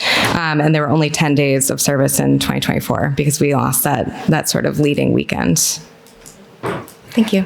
Actually, Christina, hold on one second. Do you have one more? Just one more question, but not for Christine. Oh, okay, never mind. Mr. Greenbaum, I see you over in the corner. Sorry. I know, he's trying to hide over there. I just had one quick question. The weekends before Halloween, the trash at the Witch City Mall is deplorable. Is there any way, I know it's a private business there, but the trash cans were, 5 feet over the top of the trash can. It was a deplorable walking through the mall, seeing all that trash, and people would just throw it on the ground there. Specifically the weekend before Halloween? Yeah. Okay, so we work with the mall all year round, but particularly through October and the haunted happenings, we are very cognizant of the amount of trash that gets collected at the mall. So we are on top of them pretty much all the time. When my staff is out, I send them through the mall, in the morning and the afternoon so that we're on top of it. If there's a problem, we reach out to the mall right away to get somebody over there to try and clean that up. It may take a little bit of time, but we do try to get on top of it right away. So we will keep that in mind, and but we are trying to be on top of it. Thank you very much. Yep, you're welcome. That's it. Thank you. Councilor Davis, you were next. Thank you, Chair. I don't know if there's a better question for the mayor or for Ms. Hodge, but the 53% increase in ridership on the MBTA is fantastic. I was just curious what kind of goes into that, the extended service from the MBTA. Is that just advocacy on the part of the city? Is there a formula? And now that we've demonstrated that a lot of we've gotten a lot of ridership with the extended service. Can we expect even more service? How does that kind of work? Yeah, so we start organizing meetings with Keolis months in advance to kind of go over the busy days, the busy weekend, what we have going on, what events we have. So they prepare for it. They add trains as needed. So they've been great to work with, at least the 1 year I've done it. And we'll continue to do that. But really, it's about meeting with them ahead of time.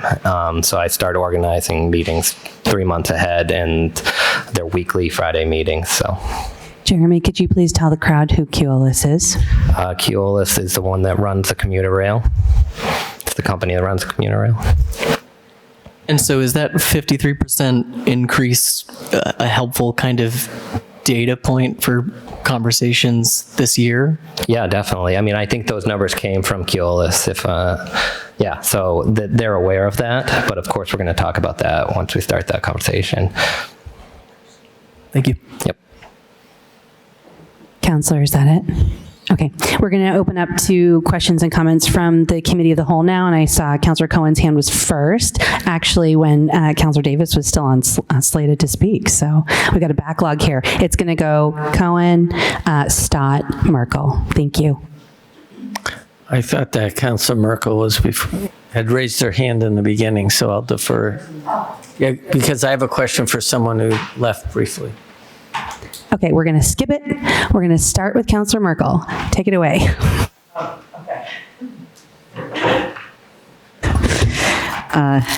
Yes, thank you, Chair Watson-Felt, not being a member of the committee.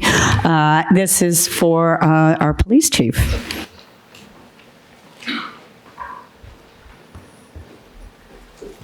And I also want to say thank you for all the effort in the fire department and every department, on public safety. the due diligence that's done on every aspect, and the fluid situation of public safety in this country, and just all the discussions we've had in all of that. And I wanted to particularly comment. I appreciated your comment on the services of the state police, which is interesting. They assist us for free. Being uncomfortable with them patrolling, and that it's best if they're handling other duties. I agree with that. Just because they don't know our neighborhoods, they don't know our vibe, and we want residents to feel comfortable. And so I did appreciate that. And I had two questions. One was the additional law enforcement options that you have. Do you find it's enough? It's readily available to meet the extra needs that you have. And I also appreciated the partnerships of the trade-off. I think that's all. It's really the North Shore working together. But yeah, I was curious as how you feel that do you have to is it a concern? It's like, I'm going to need this much extra, are they going to be available to me?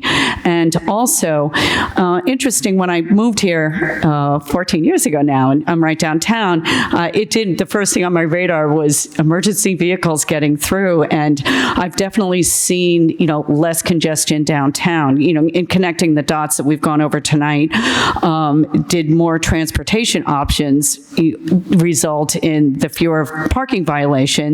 And is that resulting in easier access for emergency vehicles? Because my own observation was there was less congestion. It's gotten, aside from COVID being an unusual situation, the last couple of years it seems less congested, and I definitely have seen more of the small fire UTV carts around the downtown as well. I have noticed them more. But yeah, just curious if that's your take on it as well, that it does seem less tight, which is helpful for emergency vehicles. So first of all, thank you for your comments. I think that each year our plan gets a little bit better, and so our deployment of officers from night to night and from street corner to street corner gets a little bit better every year. And I think as a police chief, I always want more police officers, but I do feel that on those critical nights, on those very busy nights in October, yes, we do have enough officers to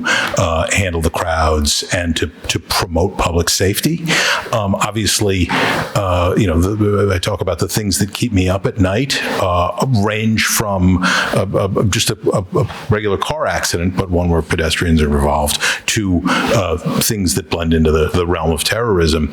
And then, of course, there's no way you can have enough police officers to handle something like that.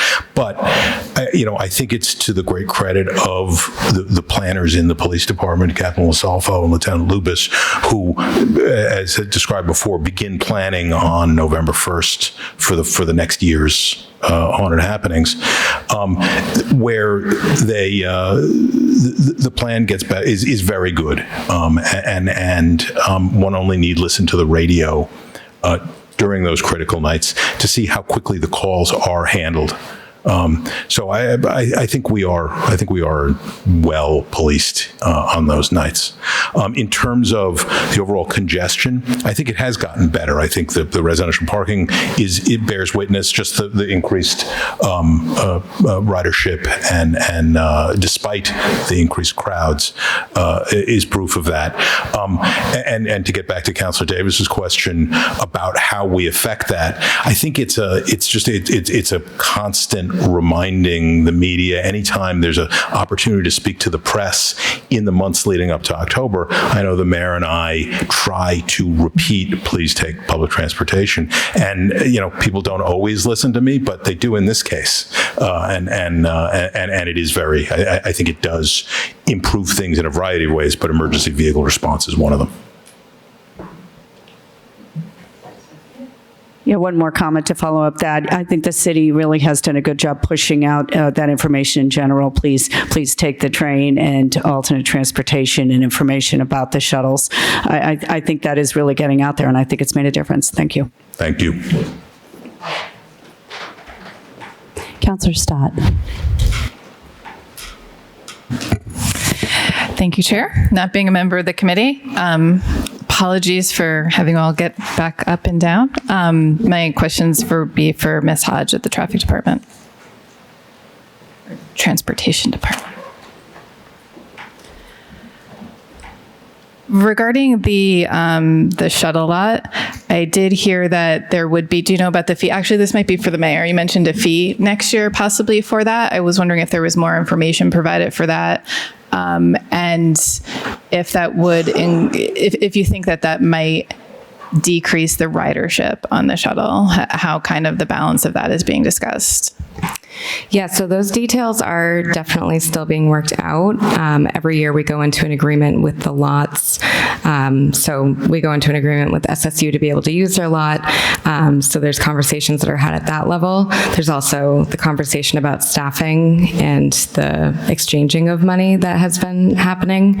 And there is a tipping point with any transportation network, as everyone can see with buses, trains, even the Salem Skipper, where sometimes adding a fee that might be too high may deter people from using a service. So you want to be careful with that model. So that's definitely something we're taking into account with that as well. Anything you'd like to add? Okay. I will note that this came up during the school budget conversation, one of the forums that they had of, creative solutions to their budget that they were looking at. And it came up as a public comment that our parking lots for essentially our students and employees are being used by the tourists and residents or tourists coming to the city, which I understand the purpose of that. And I do think it is a need and fulfills, but to have nothing go back to the schools.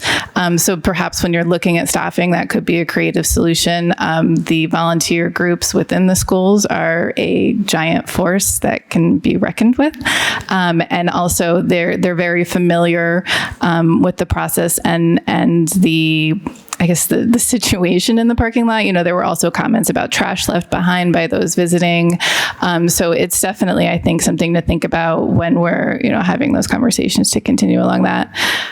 Thank you. So I did have a quick question about just the data that you said, the non-resident parking tickets, that number that was provided, is that like metered spots? Is that what that means? Lieutenant Tucker, I'm looking at you. So the tickets issued is broken down between resident parking tickets and then total tickets non-resident parking? I'd have to see the slide, but I just didn't know what that meant. Is it must be like metered or something? Yeah. I'm not. It's because it's 3,000. It's pretty high. that may be, let me see.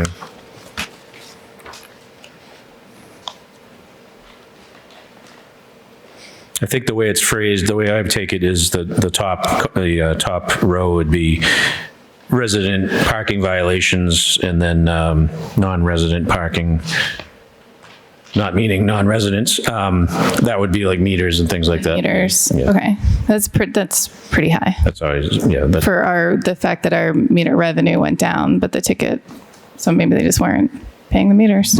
Interesting. Question along the violation and the tickets, specifically for resident parking. Do you have any, and this might just be feeling, but how are those ticketed? Like, is it calling in, or are you receiving calls to come patrol certain streets? Like, we can see which streets have the higher number of tickets and which do not. And I'm wondering if it's because of active patrols that are happening or because of calls and proactive review. Tucker's kind of right there. He's lurking in the back. Well, it does mostly stem from our enforcement routes. There are the occasional, or I guess it's more frequent calls during October months for certain streets to be checked out. There were questions about whether or not someone had a permit this year because you couldn't physically see it. Often cases, they were a legit parking or a legit vehicle parked in a resident space. We can only move around the city so much when it becomes congested. But for the enforcement routes, at least on the outskirts, with the license plate reader technology, they're able to do their rounds a bit more quickly since they're not on foot. There there was a little bit of an adjustment period that happened before October hit, so it was a little bit well oiled at that point. And I don't know if you have anything to add. Yeah, it's a mixture of both. It's mostly proactive enforcement, even on the civilian meter enforcement staff. They added some staff this year. They were able to cover more areas.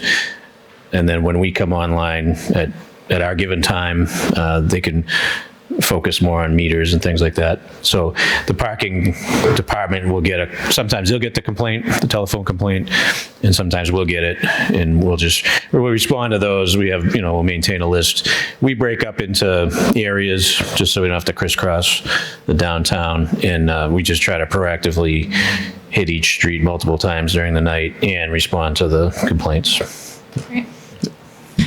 Thank you. I think that's all I have for the questions on the ticket. And I think we actually have an order in front of us to discuss the new parking system. So I will not get into that too much.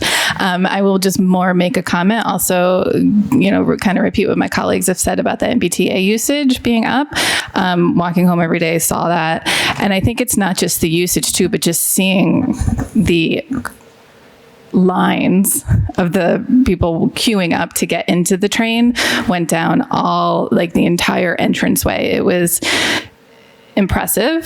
And I hope that along with the ridership, just the data of that, because the longer people are going to wait for those trains, and those lines might also be a discouragement from taking them. So hopefully the MBTA can see that and continue to increase the number of trains. I mean, we could have had back-to-back-to-back trains there, definitely. Thank you. And the pleasure of going after the committee is most of my questions have been answered. So thank you. I will make one final comment about the drones. The past couple of years, I have sent lovely photos the day after Halloween of Furlong Park just entirely littered with the little rocket shells from the fireworks. So I definitely am a proponent of a drone, understanding and respecting that the sound of fireworks is also something that's helpful, but I'm really hoping we can find a middle ground. Also with the dry season, just fireworks and fire in general so close to the park and homes always makes me nervous as well. But I am a +1 for drone show. Councillor Cohen. Thank you, Chair Watson-Felt. I echo comments about the great work of all the city staff. And as Councilor Marcillo said, it blows me away how clean the downtown is the day after Halloween. It's amazing. Two things to Councilor Jerslow. As you can imagine, I'd love all our lighting to be solar. But if you have a couple of cloudy or rainy days or, late at night, they're not going to be as effective. And it's really hard to keep them going. We have one of those speed, identification on Lafayette Street. And if we have a couple of days where it's not sunny, it just stops or doesn't work. Can I summon Lieutenant Tucker back to the podium? MVP. Just a quick question, if you have any, even if it's anecdotal, an idea about near the Hocus Pocus place, if the violations have decreased, have you seen more or less action? For people who don't know, up until a couple of years ago, we had the barricades that said resident parking only. That didn't work at all, obviously. And then smart enough to say road closed, which to me, if I was in Worcester or someplace and it said road closed, I think, there's a gas leak or they're paving or something. And you and I have talked about this, how many times I've just been on Ocean or whatever and seen 8 cars in a row with, out-of-state plates. So do you have a kind of a sense of are things getting better since you're enforcing it more? I got a feeling, anecdotally, I could go back and look at, we track as far as police activity, and then we could also do this with the city too, with the civilian staff. We track how many tickets are written on each day on each street that we hit, and I could provide that to you later. I don't have year-to-year comparison of that. It felt it felt decent this year, and as you know, we put the barriers up. Maybe we can put up a really scary sign to keep, but people will do what they want to do. And we found that we're really trying to encourage them to park out on Lafayette Street, which is more or less unrestricted. So it felt like it was similar, maybe. I like to think it was a little bit better than 2023. Still plenty of crowds down there. We try to maintain a presence in that area. The problem with locking the street down too severely is the residents wouldn't be able to flow in and out. So it's kind of a balance of it is a public street. So we just try to discourage them as much as possible. And Ashley, please don't let people know that the new movie is coming out. Thank you. Councillor Harvey.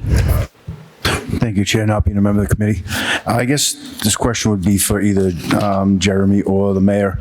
In regards to what Councillor Hapworth was talking about as far as the vendors down on the commons, I remember years ago, they were spread out throughout the whole downtown area. And it wasn't just Fiesta shows. Have we thought about allowing other vendors to come in and spread them out a little bit so that, because I gotta be honest with you, the vendors we have right down there now, it's getting old. It's the same thing every year. I would like to see a more diverse vendor participation, whether it be even our local businesses that, might want to put a booth out or something like that, not just necessarily in front of their store or their business, but somewhere else within the downtown area. Yeah, thank you. And to add to what Councillor Hapworth had said earlier, one of the other things is we put it out for RFP for bid these things, and we just re-upped. And Fiesta did get the RFP again for the common, so technically they are under contract to put a certain amount of trucks on the common. But what we did do with the RFP, with that in mind, is the previous 3 years they had been the sole distributor of all, I think it's the B5 district downtown, so nobody else could have food trucks. And we've taken that off now and basically just put the common and a few places on for those carts on the Essex Mall.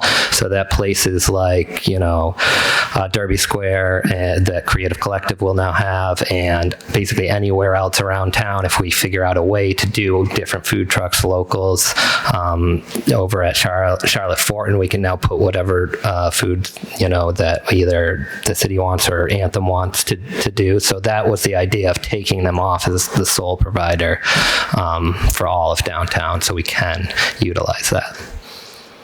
And that being said, is there any type of advertisement, or are we getting the word out there that we have that capability for other vendors to come in? I don't even know what permit fees would be, or, how that's handled through the Board of Health and all that. But I mean, I hear a lot of people talking about vendors we have downtown, and like I said, they talk about it's the same thing every year.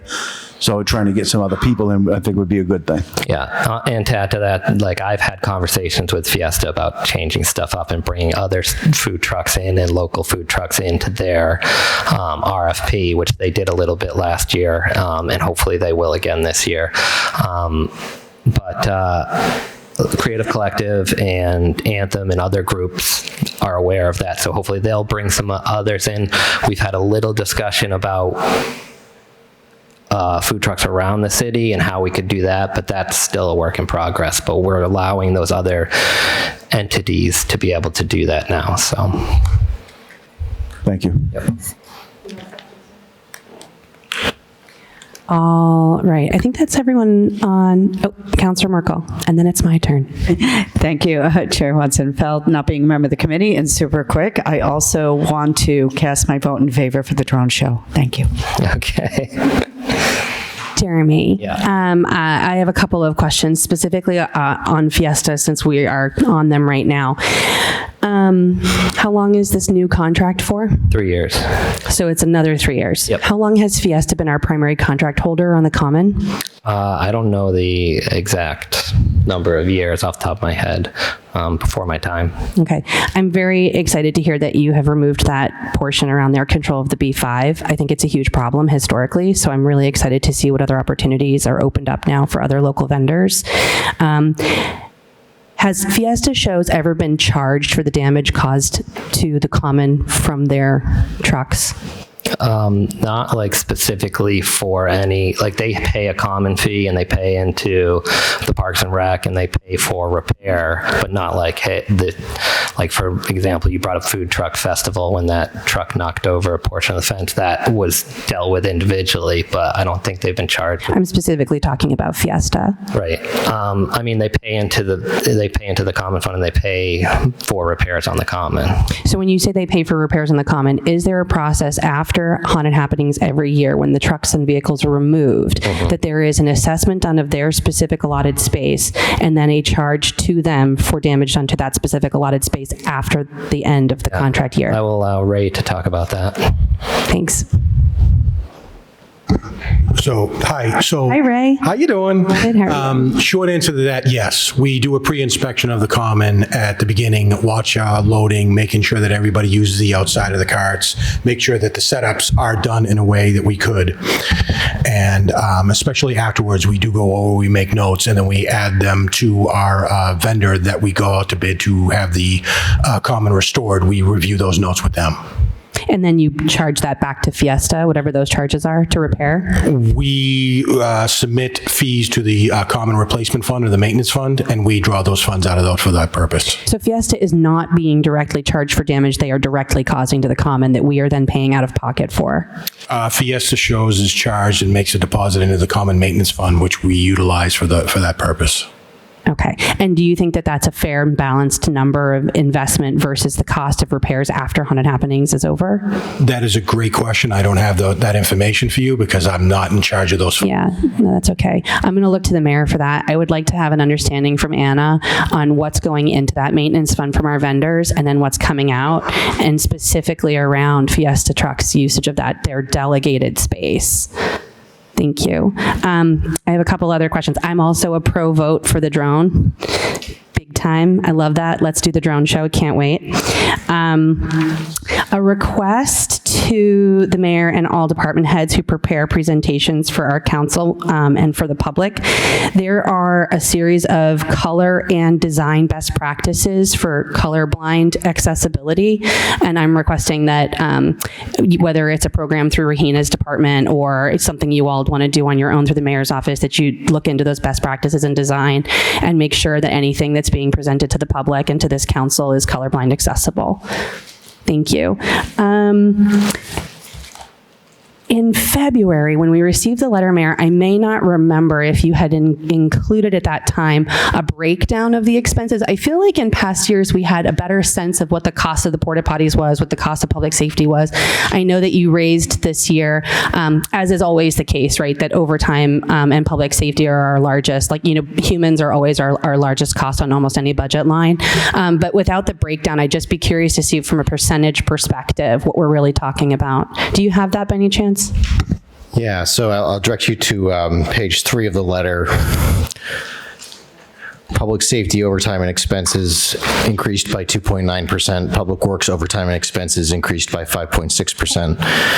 Portable restrooms, as I mentioned, decreased by 26.4%. And shuttle buses, because of the reduced days, decreased by 20.8%. Bands and fireworks decreased by 0.7%. Costs associated with Pioneer Village and the Witch House increased by 25%.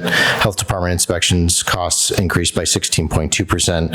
And then miscellaneous costs decreased by 33.2%. And then the next page is the, so that's a total decrease of 2.5, yeah. And the next page is the revenues, which... Thank you for that reminder. I was thinking I was crazy. I know in the past it's been in our report, so that's helpful. Okay, with that, let me just go over my notes real quick, make sure I'm ready to open to the public. Oh, yeah, Councilor Marcillo, while I'm looking over. Thank you. I just have a couple observations that I should have included. And one is that Derby Street tends to get crowded, more crowded than I'm comfortable with before it gets closed down.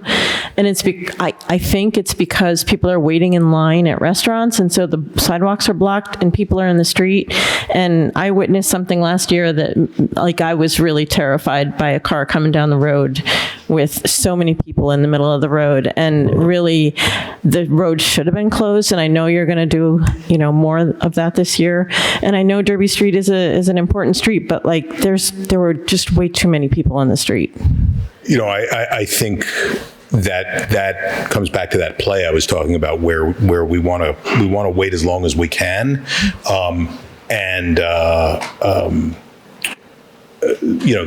that moment, that sort of moment of critical mass, we need to be on guard for, to close down the street, unless we do it by schedule, which leads to possibly an empty, closed street. But what I can tell you, as you alluded to, is we're going to close it earlier this year for those exact safety reasons that you're talking about. Yeah. It really did seem to be like people just blocking the sidewalks in front of restaurants. And so I don't know how we can manage that, but that was pretty clear last year. And then the other thing was, when I was walking down there, I came up on Essex Street and I was spending some time with one of your officers while he was checking out license plates so that I could see how he was doing that. And one of the tour bus drivers came up and was very irate because he couldn't get his bus into where he needed to pick up his passengers. We need to work on that. I don't know what the tour bus ordinance is or whatever, but we need to keep the buses out of the downtown, drop off at a certain location, pick up at a certain location, and we need to get that word out. So I'm looking at Ashley, I'm looking at the city, like, we need to keep them out and know that they're not going to get in. I don't disagree, and I think that last year the tour buses were a greater issue than they've been previous years, as I think a number of the councilors have brought up. So yes, I agree. Yeah. Okay, thank you. Chief, while I have you, actually, and this is a question for you from a public safety perspective, but also Christina from a traffic management process perspective. But has there ever been any conversation around designating Uber and Lyft drop-off locations, pick-up and drop-off locations? They do that in the French Quarter, and it means that you have to walk a couple blocks to get there. But it is always the same few locations in town, and it really avoids that sort of standing, stopping. Yeah. Interruption of traffic. Informally, we do, but it could be made more official. Yeah, I would love that. I would love to see a program where, since we're talking about tour bus drop off and pick up, it would be great to also manage that. Specifically, Councilor Gerslow has probably heard it a number of times on Charter Street, where there's that whole stretch of no parking either side, and that is like a hotbed for Uber and Lyft stop and goes, which backs up traffic when that street is open. So I would love to see a program like that. Has there ever been any conversation around no standing signs, like temporary ones, the way we have resident-only parking zones, or just because I think it's a similar kind of conversation. People are just pulling over wherever they see fit. Yeah. Has that ever come up in conversation, you think, around flow through the downtown? Not that I'm aware of. I'd have to look into how we implement that on a temporary basis, since those are... if we wanted to have the force of law, presumably we would have to have an ordinance behind it. Yeah. Okay. Something to consider, I think. Another question, and I think I know the answer to this question, but it's always worth asking. We talk a lot about, the management of tour guide bodies and, those whole groups of folks and everything. But I think, Councilor Marcillo also made a really good point around just the blocking of sidewalks, period, when we get really congested. Are your sort of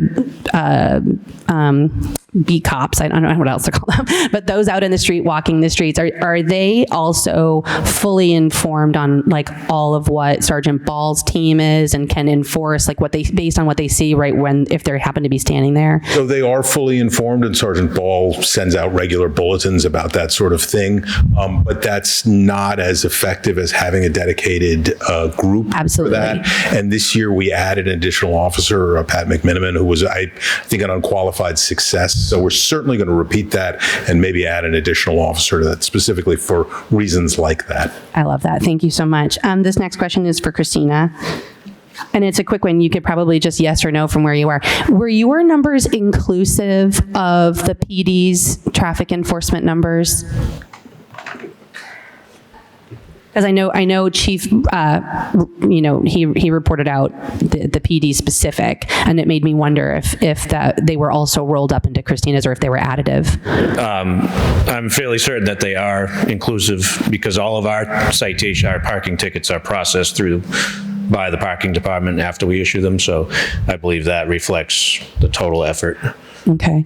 And then Christina, based on the sort of foot traffic you saw this year around the new online registration system and the questions that were raised, I know we saw in your data that the numbers had dropped for resident-only parking registrations this year. Do you think you might see them increase next year now that everyone understands that there's a new digital system? I feel like in that transition year might have been, that data may be a little wonky. What's your instinct? Yeah, it's tough to say. Just going from like one system to another, there's always some gaps in data that you can't necessarily account for. But the way that the old system worked is people would receive mailings that maybe they didn't even live there anymore. And we would get a lot of return to senders. So it made it more of you receive a permit when you request it or go through the process of doing it, not just you're handed something with hopes that you still live there. Right. So it's tough to say, even out of the permits that were distributed last year or in 2023 under the old system, how many were actually used and utilized. So it would be interesting to see the numbers this coming October compared to 2024, just to see if there is a huge spike or if it's relatively level. Great. Thank you so much. That concludes my questions. We're going to open it to the public. So if anyone in-house, and I also have my online attendees, so if anyone in the room would like to comment tonight or ask any questions, we're going to go left to right in order around. So that seems to work really well when I've seen other chairs do that. So please just feel free to stand up and come to the podium. A couple of notes around public comment. This is a committee meeting, right? So there's no like specific limit on it, but we do always ask that, the topic tonight is haunted happenings reporting. So that's our topic. This is not a question and answer period. It's not like a dialogue. So we will try and get any questions that you ask and raise tonight. We'll try and get them answered. I'll be keeping track, and so will our department heads and stakeholders here. But just wanted to caveat that this public comment period is sometimes it can be difficult to make sure we're catching everything. But if we don't, always feel free to email citycouncilors@salem.com. That goes to all 11 of us, and we can make sure department heads will get back to you. We'll get the data. Anyone in the house like to make a comment or ask a question tonight? Yeah. Is there anyone on the left side of the room? Okay. Yep. Come on right up. We're going to go left to right. We'll get to you. I promise. Yeah, my name is Rich Hamill. I live at 31 Washington Square. Regarding the porta potties that are on the common, I understand the need for them, but they're always in front of my house. Every time, and actually not just during haunted happenings. Whenever there's an event on the common, all the porta potties get put right across the street from my house. It's a big park. Is there a reason why they can't be moved around?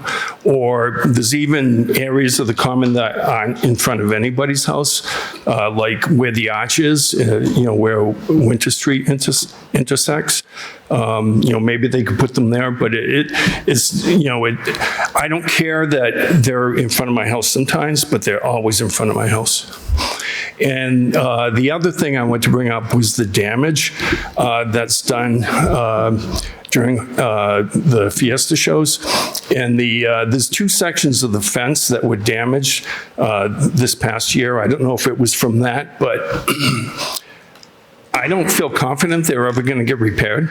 They're new sections. A lot of time and effort was put into replacing those, and now they're broken again.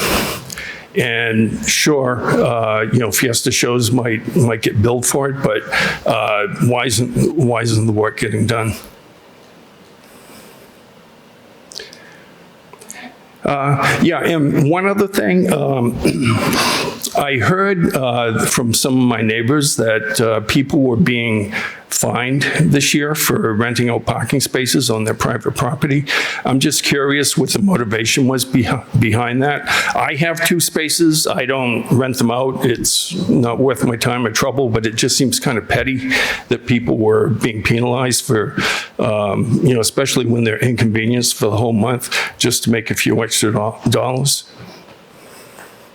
So that's all I wanted to bring up. I can actually answer your last question. Okay, sure. So technically the use of private property for making like money for commercial uses is not legal. We did pass a few years ago an ordinance that is a sort of a zoning overlay that allows for business properties that have off-street parking to rent their lots for the commercial use of public parking, which is different than the use that's allowed through their business license. That at the time did not extend to residents. So it was still and has always been illegal for residents to rent out their private property for that commercial purpose. There is a matter before this council now requesting that this council can consider extending that right to residents with, all the same expected requirements and surcharge fees that exist in the ordinance for the commercial payers, right? The businesses that are registered to do that. So if you have it sounds like maybe are in support of that measure, I would encourage you to feel free to send an email to city councilors at salem.com and let us know that you're in support of that if you are. All of that material can be found online. I can also share it with you as your city councilor if you want to just ping me and I can get you that, okay? And your name is? Is Caroline Watson-Felt. Yeah. Yeah, I think that would be good. Again, I don't plan to take advantage of it, but if it's not disruptive in any way, I don't understand why it's a problem. Yeah, sure thing. Thank you. All right, we're going to keep moving and then we're going to try and get answers to those first 2 points. Okay? Thank you. Thank you, Mr. Hamill. Next. All right, come on up. And you do not have to state your name and address, but it is always really helpful if you're willing to share it.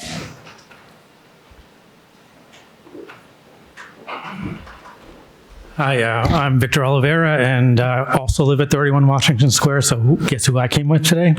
I wanted to talk more about that section of Fiesta that they're occupying on the Common, and if it's possible, to, after haunted happenings, to have an independent assessment of the total impact of the Common and how much it would cost to repair it.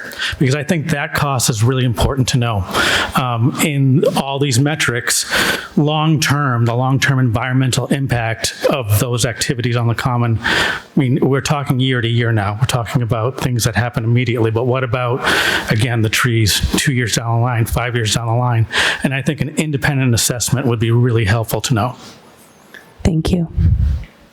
Next. I'm looking at the left side of the room. I'm seeing a lot of public servants. All right, great. Right side of the room. Yeah, come on up.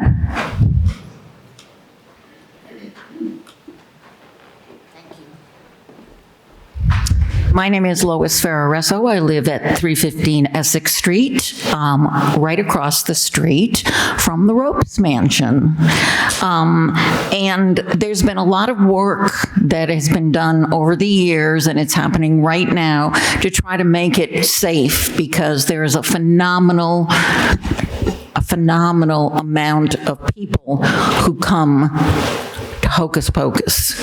And so my question is, anyway, and a lot of the stuff that's been happening that they've been working on, I understand that they're trying so hard to make sure it's going to be safe with the amount of people that come through there.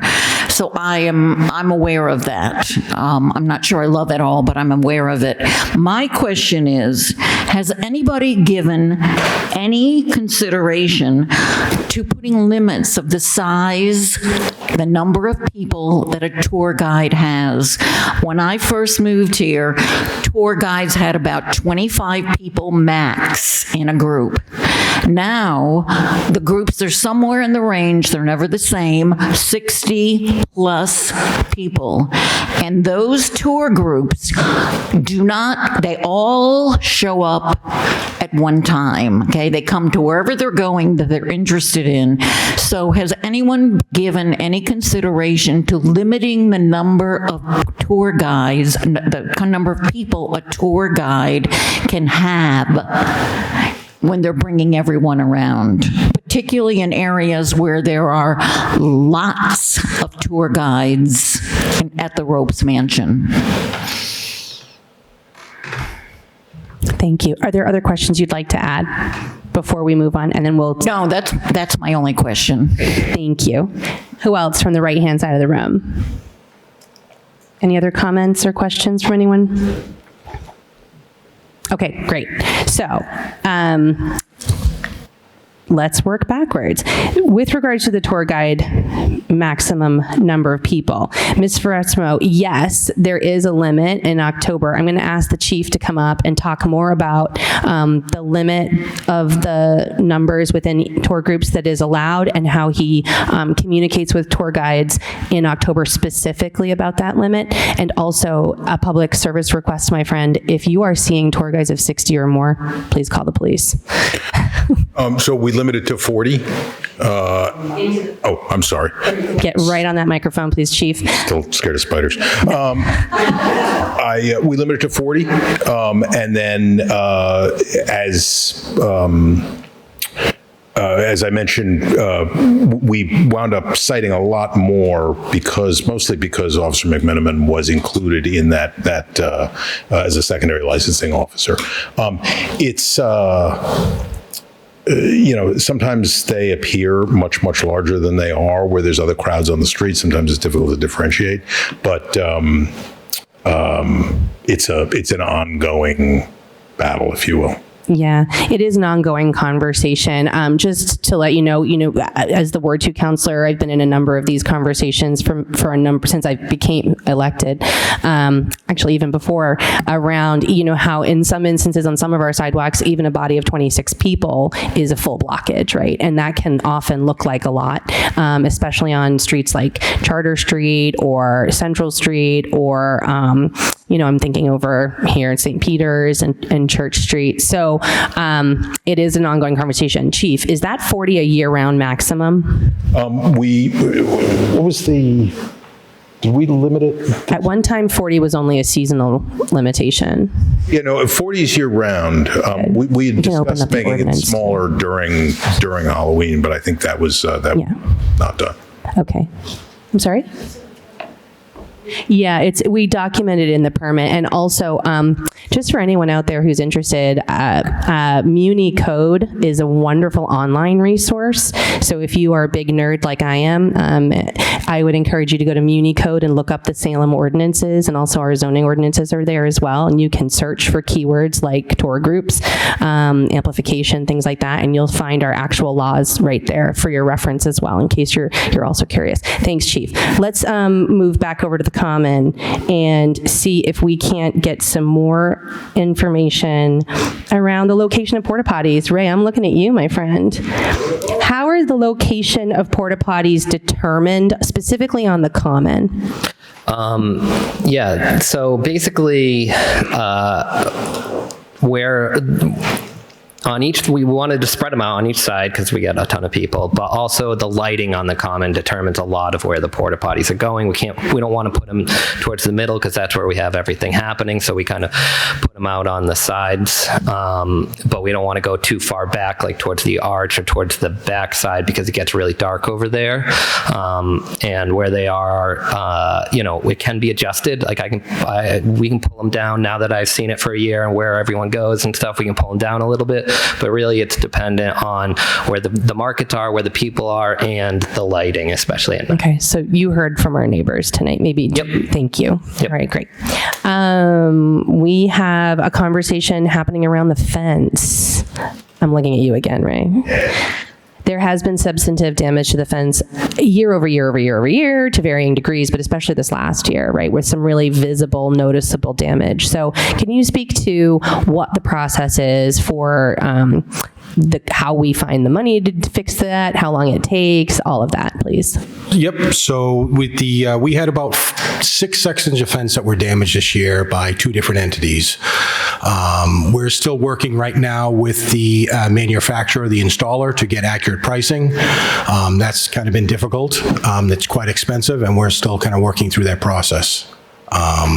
We're also working with the 3 sections of fence that were damaged by a vendor. We're still working through their insurance company right now on that. Thank you. And so theoretically, the cost to replace and repair would be covered. The cost that was damaged by the vendor will be borne by their insurance company. Thank you. While we have you, has there ever been an independent assessment of the state of the common and what it would take to, fully, I know there have been various assessments of the common, but specifically with regards to the state of the ground, the lawn, the tree plantings, all of that, and if there is a way to determine damage compounded year over year and what we should be thinking about doing about that.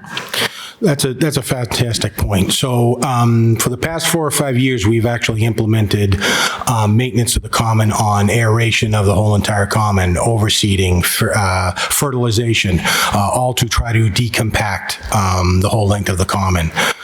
We've also worked this year, like we mentioned with Jeremy, on relocating different vendors to different parts of the common to minimize wear, locating porta potties on different sections, even though maybe it sounds like it's the same ones year to year to year, there is some movement of them. I think we're also in conversations with looking at renovations or development of the front section of the common where Fiesta kind of looks like. So we are in conceptual conversations on that, on what that's going to look like, how that's going to look like, and what should we do moving forward. Great, thank you. Is there any other comment in the room before I ask everybody on Zoom? Anyone who's not gone? Oh, Mr. Hamill would like to go again. Ooh, this is not something we usually do, Mr. Hamill, but this is a small crowd tonight. I'll allow it. It's my first meeting. I'm feeling generous. You were so patient. And then I'm going to open it up to Zoom. Yeah, I forgot to bring this up. The field of orange lights. I actually like them, but they replaced the bulbs and they're super bright this year. It's actually kind of obnoxious, and they have them on during the day, and which I don't mind, but they're so bright you can even see them in broad daylight. If they could do something maybe to dim them, or put lower wattage bulbs in there. Yeah, thank you. It's a good point. And our city electrician is not here. Do you want to speak to this one, Ray? I know this came up a number of times last year. The timing around when they're supposed to go on, when they're supposed to go off, how late they're supposed to be on, they're a draw, they're not a draw, like it's a whole thing. Yep. So can you speak to the orange lights, please? So I can speak to the orange lights. So we ended up replacing the bulbs, and unfortunately the manufacturer, they do have a higher luminescent So unfortunately, lighting is always a concern. We want to try to promote, more lighting, more visual. Timing has always been an issue for the common. Power outages, timing, etc. I think we could try to improve on that, and we'll definitely try to pay more attention to the timers, especially for the daytime. I have a number of questions, actually, since I have you around, not just the orange lights, but all the lights on the common, the tree lights specifically. Yeah. Have we ever looked to any kind of solar light program for that, where we can, I don't know if that's a potential investment we want to consider making, or are they all? Is this about the holiday lights that are on the trees or on the common? I'm talking about, anything that's going to hang and be there and go on and off. I'm just wondering from a power management perspective if there is a desire to look into having a solar source for those. I think we're always open to have that discussion. Let's connect. All right. I would love that. Thank you. All right, good. We're going to move on to Zoom. There are 3 online attendees. If anyone in Zoom land would like to ask a question or have a comment tonight based on this report to the council, please raise your hand.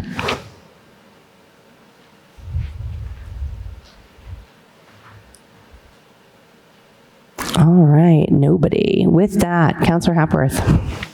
Thank you, Madam Chair. I'd like to make a motion. First, I want to thank everyone who showed up tonight. I appreciate everyone coming out here and sharing that information with us. I want to make a motion to receive and file. Councillor Hapworth makes a motion to receive and file. All those in favor? Do we have to second it? Second it from Councillor Masillo. All those in favor? Thank you. I see 1, 2, 3, 4, 5 hands plus my own.